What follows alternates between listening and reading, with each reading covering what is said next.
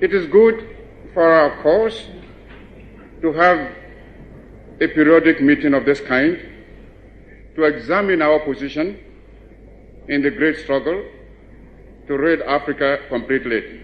I will take the next speaker, Mrs. TRACY OWUSU ADDO. Thank you, Albert. Thank you all for inviting me here today. I think this initiative is something that is very much needed in our society in terms of how the direction of our youth is going. It's one of the reasons why, for myself, I started this platform called Brave in order to try and change the narrative, especially with young women in our country. We hear the saying always that Africa is the new place to be. But are we really implementing and taking those steps to make sure that we are actually becoming that space where people need to be, where new ideas are being fostered, where new talent is being nurtured? So with Brave, we decided to inspire and empower you young individuals here. And being on this platform today, I'm supposed to speak about self-investment. I'm sure a lot of you will ask yourself, what does it mean to self-invest? Where do I even start from to invest in myself? What does that mean for me as a young individual? Because most of you, I believe, are in JHS, SHS, right? And that's where you are mostly in that space of trying to figure out what your next steps are. What do you want to do with your life? What your career is supposed to look like. And I'm here to tell you that you might not be able to figure it out now, where you are in life. And that's okay. It's very much okay not to know what you want to do.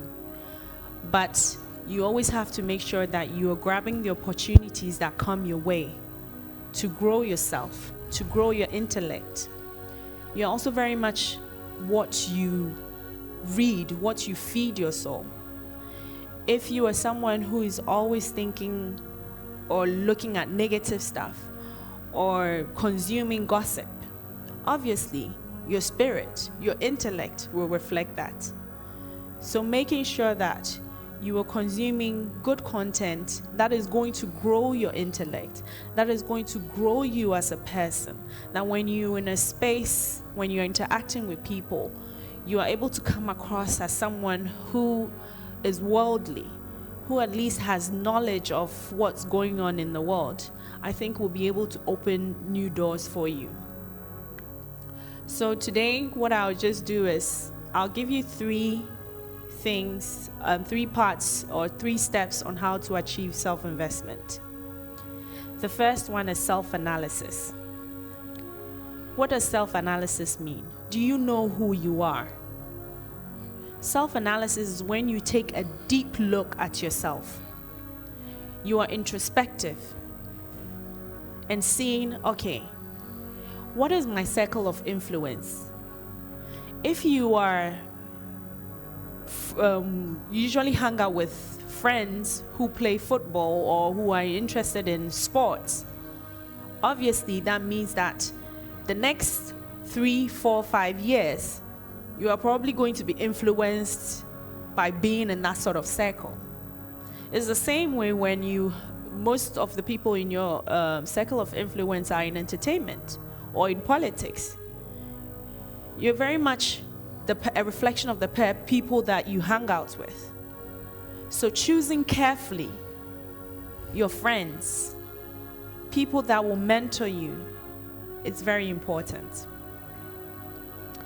Secondly, you need to also realize that you have to do a SWOT analysis of yourself. I don't know if many of you know what SWOT means. That's a term that we normally use in marketing. I work in a marketing agency. A friend of mine, we both run it together. and we do a lot of personal branding for clients. And that involves doing a SWOT analysis. The S stands for strength. Take a piece of paper. Write down, what are your strengths? Really sit down and just visualize yourself. How do you come across to people? What do people say about you? What do people admire about you? Those are your strengths. The W in SWOT stands for weakness. Same thing. What do people say you need to work on? That's what they refer to when they say your weakness. That weakness, is it something that you can work on? Can you better it? Or is it going to be a liability? When it's going to be a liability, what kind of steps will you take to mitigate that? Right? The O in SWOT is for opportunities. Opportunities are places or spaces that you find yourself in that you might not be comfortable with, but may open new doors for you. So grabbing that, seeing that, being able to critically think and realize that, okay, I might not be well versed in this subject, but there's an opportunity for me to grow myself. It's something that you need to look at. So make sure you always position yourself in a way that you are able to access opportunities that if you don't take, maybe someone else will take, and then later on you regret it in life. The T in SWOT is threats. What are your threats? Your threats, I would say, is mostly things that maybe you might not be able to really have influence over.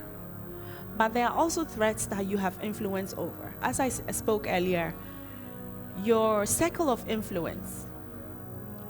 Is it a good circle of influence? Is it a negative circle of influence?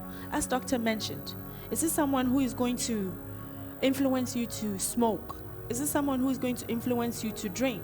Is it someone who is going to influence you to learn, to challenge you to better yourself?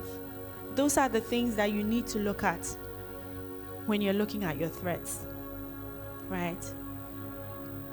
Then the third actionable part is personal development. What does personal development look like? Personal development can be in the form of learning a new skill set, reading 5 minutes a chapter every day from a book. A lot of us really take that for granted. If you are someone, I bet you, if you read a chapter from a book every day, you will not be the same person you are today in 6 months. Because you'll be acquiring knowledge, and acquiring knowledge is value, is self-investment. It's something that there are steps that you take to nurture yourself, to build yourself. And that's what we are supposed to do as individuals. Never be complacent in the space that you find yourself in. Be complacent means that you're stagnant, you're not learning anything, you're not developing. And then you shouldn't then also be surprised if life passes you by, or when you see your friends moving on with their lives. Because as the saying goes, time waits for no man. And never sit there waiting for things to fall in your lap. You have to take actionable steps. Set goals. It's so very important. For instance, you can do that by putting together a vision board. I don't know if some of you know what a vision board looks like.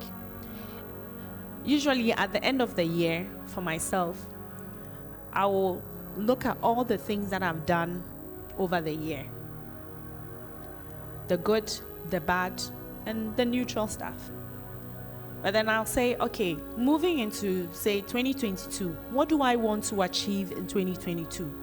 What do I expect my vision board to look like? What do I expect the reflection of my future to look like?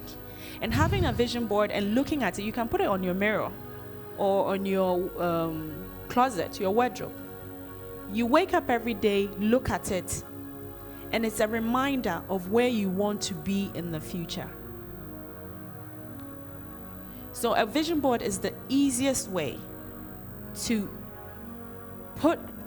start the self-investment process and making sure that every day you're reminding yourselves the steps you need to take in order to get to that vision that you have put there. The third part is setting smart goals and objectives. Smart goals is not just mean working hard. Nowadays, the society that we are in is very technologically advanced. Working hard does not necessarily mean that you're going to reap the benefits, but being smart about the choices you make, taking critical thinking steps in order to make sure that you are making informed decisions. I think that's something that's I even realized growing up, living in two societies. I'll just give a short example. I grew up here. I was born here in Ghana. I grew up here, and with 13, I moved to Germany. Up until being in Ghana, I was attending preparatory school in Tema. That's where I grew up, and the school was good. It was a private school. I mean, you got good grades and everything. But then going to a whole different society, not knowing the language, not knowing their customs, their culture, and even the school, how things are taught in school, it was totally different. In Ghana, I was used to where exams, you get multiple choice questions, and then obviously you have learned, you can anticipate the kind of questions that are coming, and then you most likely be able to ace the exams. But in Germany, it was totally different. An exam would consist of maybe 1 or 2 questions. And then within 90 minutes, you're supposed to write 1,500, 2,000 word essay. That means you have to think independently. You have to use your brain.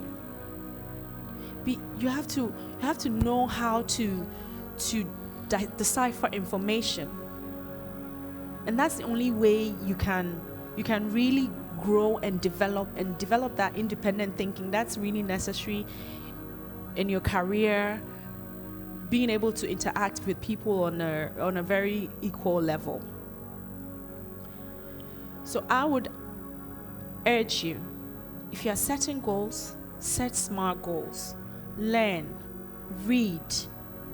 Never say no to any opportunity.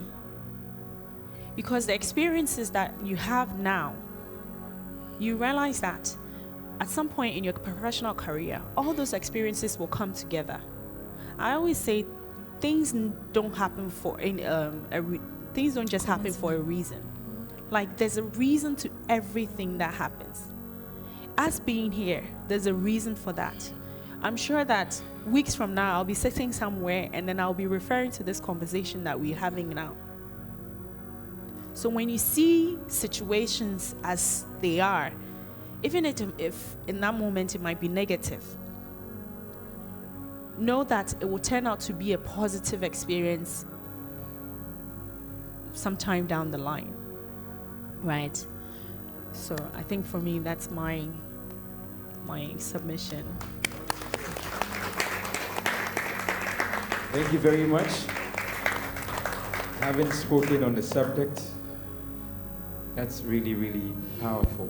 That has to do with we invested in ourselves and all of that.